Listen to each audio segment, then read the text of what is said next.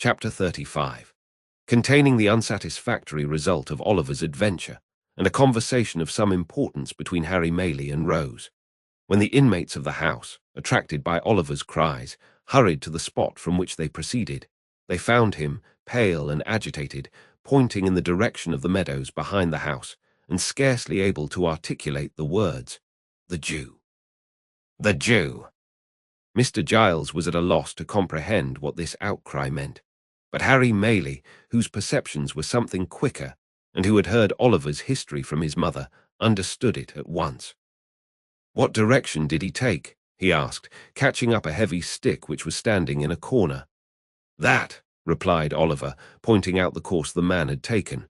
"I missed them in an instant." "Then they are in the ditch," said Harry.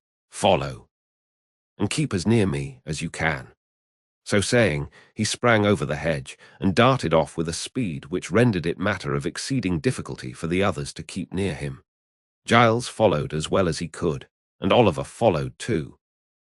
And in the course of a minute or two, Mr. Losberne, who had been out walking and just then returned, tumbled over the hedge after them, and picking himself up with more agility than he could have been supposed to possess, struck into the same course at no contemptible speed, shouting all the while most prodigiously to know what was the matter. On they all went, nor stopped they once to breathe, until the leader, striking off into an angle of the field indicated by Oliver, began to search, narrowly, the ditch and hedge adjoining, which afforded time for the remainder of the party to come up, and for Oliver to communicate to Mr. Losberne the circumstances that had led to so vigorous a pursuit. The search was all in vain. There were not even the traces of recent footsteps to be seen. They stood now on the summit of a little hill, commanding the open fields in every direction for 3 or 4 miles. There was the village in the hollow on the left. But in order to gain that, after pursuing the track Oliver had pointed out, the men must have made a circuit of open ground, which it was impossible they could have accomplished in so short a time. A thick wood skirted the meadowland in another direction, but they could not have gained that covert for the same reason. "It must have been a dream, Oliver," said Harry Maylie. "Oh no, indeed, sir," replied Oliver, shuddering at the very recollection of the old wretch's countenance. "I saw him too plainly for that. I saw them both as plainly as I see you now." "Who was the other?" inquired Harry and Mr. Losberne together. "The very same man I told you of, who came so suddenly upon me at the inn," said Oliver. "We had our eyes fixed full upon each other, and I could swear to him." "They took this way?" demanded Harry. "Are you sure?"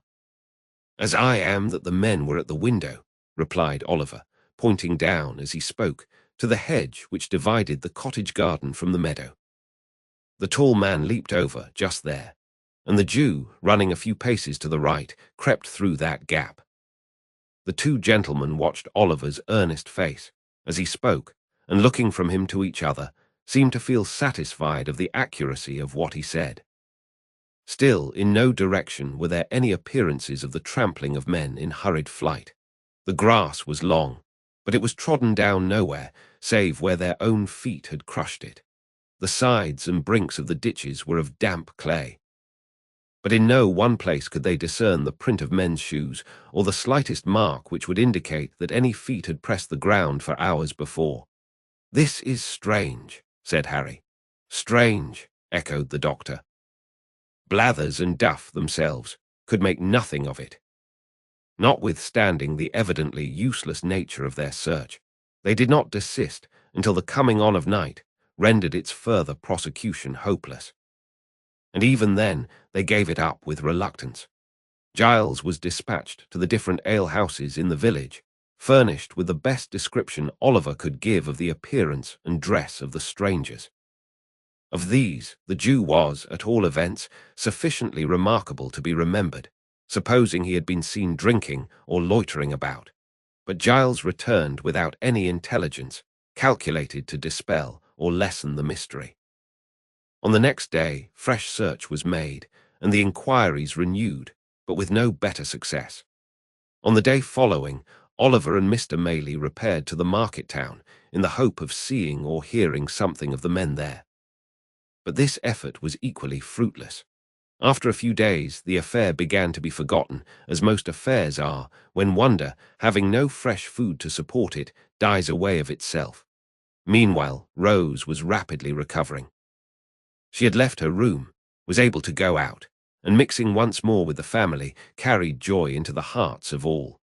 But although this happy change had a visible effect on the little circle, and although cheerful voices and merry laughter were once more heard in the cottage, there was at times an unwonted restraint upon some there, even upon Rose herself, which Oliver could not fail to remark. Mrs. Maylie and her son were often closeted together for a long time, and more than once Rose appeared with traces of tears upon her face. After Mr. Losberne had fixed a day for his departure to Chertsey, these symptoms increased, and it became evident that something was in progress which affected the peace of the young lady and of somebody else besides. At length, one morning, when Rose was alone in the breakfast parlour, Harry Maylie entered, and with some hesitation begged permission to speak with her for a few moments. A very few will suffice, Rose," said the young man, drawing his chair towards her. "What I shall have to say has already presented itself to your mind. The most cherished hopes of my heart are not unknown to you, though from my lips you have not heard them stated." Rose had been very pale from the moment of his entrance, but that might have been the effect of her recent illness. She merely bowed, and bending over some plants that stood near, waited in silence for him to proceed. I ought to have left here before," said Harry. "You should, indeed," replied Rose. "Forgive me for saying so, but I wish you had. I was brought here by the most dreadful and agonizing of all apprehensions," said the young man, "the fear of losing the one dear being on whom my every wish and hope are fixed. You had been dying, trembling between earth and heaven. We know that when the young, the beautiful, and good are visited with sickness, their pure spirits insensibly turn towards their bright home of lasting rest. We know, heaven help us, that the best and fairest of our kind too often fade in blooming."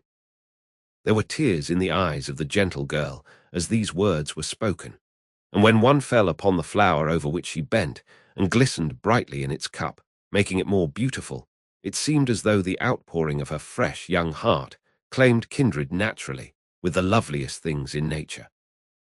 "A creature," continued the young man, passionately, "a creature as fair and innocent of guile as one of God's own angels, fluttered between life and death.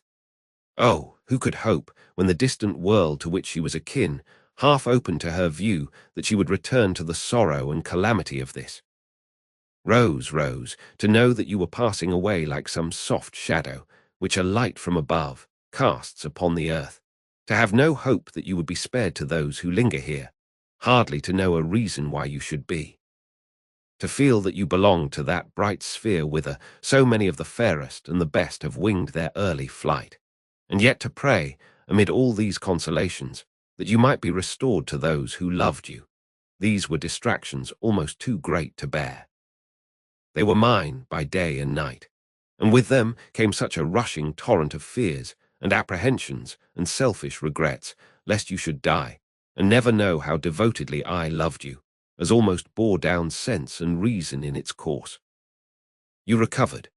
Day by day, and almost hour by hour, some drop of health came back, and mingling with the spent and feeble stream of life which circulated languidly within you, swelled it again to a high and rushing tide.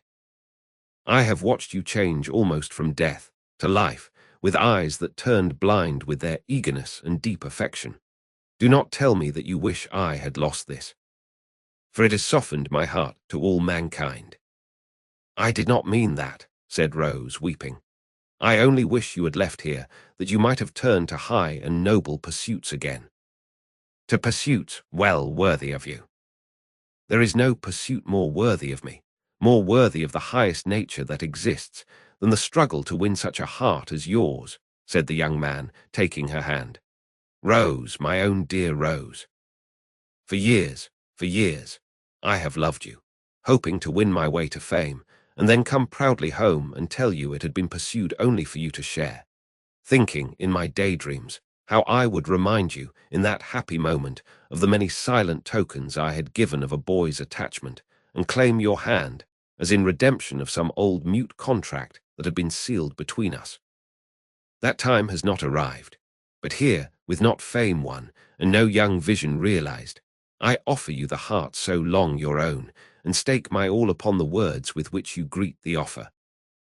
Your behavior has ever been kind and noble, said Rose, mastering the emotions by which she was agitated.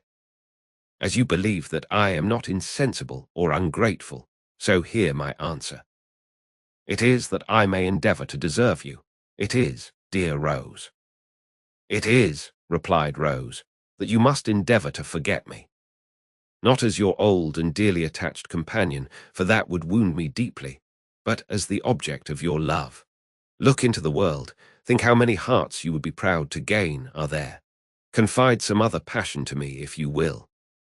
I will be the truest, warmest, and most faithful friend you have. There was a pause during which Rose, who had covered her face with one hand, gave free vent to her tears. Harry still retained the other. "And your reasons, Rose," he said at length, in a low voice, "your reasons for this decision." "You have a right to know them," rejoined Rose. "You can say nothing to alter my resolution. It is a duty that I must perform. I owe it, alike to others, and to myself." "To yourself?" "Yes, Harry. I owe it to myself, that I, a friendless, portionless girl with a blight upon my name, should not give your friends reason to suspect that I had sordidly yielded to your first passion, and fastened myself, a clog, on all your hopes and projects. I owe it to you and yours, to prevent you from opposing, in the warmth of your generous nature, this great obstacle to your progress in the world. If your inclinations chime with your sense of duty," Harry began. "They do not," replied Rose, colouring deeply. "Then you return my love," said Harry. "Say but that, dear Rose, say but that, and soften the bitterness of this hard disappointment." "If I could have done so, without doing heavy wrong to him I loved," rejoined Rose, "I could have received this declaration very differently," said Harry. "Do not conceal that from me, at least, Rose." "I could," said Rose. "Stay," she added, disengaging her hand. "Why should we prolong this painful interview, most painful to me, and yet productive of lasting happiness notwithstanding? For it will be happiness to know that I once held the high place in your regard which I now occupy, and every triumph you achieve in life will animate me with new fortitude and firmness. Farewell, Harry. As we have met today, we meet no more. But in other relations than those in which this conversation have placed us, we may be long and happily entwined. And may every blessing that the prayers of a true and earnest heart can call down from the source of all truth and sincerity cheer and prosper you." "Another word, Rose," said Harry. "Your reason in your own words. From your own lips let me hear it." "The prospect before you," answered Rose firmly, "is a brilliant one. All the honours to which great talents and powerful connections can help men in public life are in store for you. But those connections are proud, and I will neither mingle with such as may hold in scorn the mother who gave me life, nor bring disgrace or failure on the son of her who has so well supplied that mother's place. In a word," said the young lady, turning away as her temporary firmness forsook her, "there is a stain upon my name, which the world visits on innocent heads. I will carry it into no blood but my own, and the reproach shall rest alone on me." "One word more, Rose, dearest Rose, one more," cried Harry, throwing himself before her. "If I had been less fortunate, the world would call it, if some obscure and peaceful life had been my destiny, if I had been poor, sick, helpless, would you have turned from me then? Or has my probable advancement to riches and honour given this scruple birth?" "Do not press me to reply," answered Rose. "The question does not arise and never will. It is unfair, almost unkind, to urge it." "If your answer be what I almost dare to hope it is," retorted Harry, "it will shed a gleam of happiness upon my lonely way and light the path before me. It is not an idle thing to do so much, by the utterance of a few brief words for one who loves you beyond all else. Oh, Rose, in the name of my ardent and enduring attachment, in the name of all I have suffered for you, and all you do me to undergo, answer me this one question. Then, if your lot had been differently cast, rejoined Rose, if you had been even a little, but not so far, above me, if I could have been a help and comfort to you in any humble scene of peace and retirement, and not a blot and drawback in ambitious and distinguished crowds, I should have been spared this trial. I have every reason to be happy, very happy now. But then, Harry, I own I should have been happier. Busy recollections of old hopes, cherished as a girl, long ago, crowded into the mind of Rose, while making this avowal. But they brought tears with them, as old hopes will when they come back withered, and they relieved her. I cannot help this weakness, and it makes my purpose stronger, said Rose, extending her hand. I must leave you now, indeed. I ask one promise, said Harry. Once, and only once more, say within a year, but it may be much sooner. I may speak to you again on this subject for the last time. Not to press me to alter my right determination, replied Rose, with a melancholy smile. It will be useless. No, said Harry, to hear you repeat it, if you will, finally repeat it. I will lay at your feet whatever of station of fortune I may possess, and if you still adhere to your present resolution, will not seek, by word or act, to change it. Then let it be so, rejoined Rose. It is but one pang the more, and by that time I may be enabled to bear it better. She extended her hand again, but the young man caught her to his bosom, and imprinting one kiss on her beautiful forehead, hurried from the room.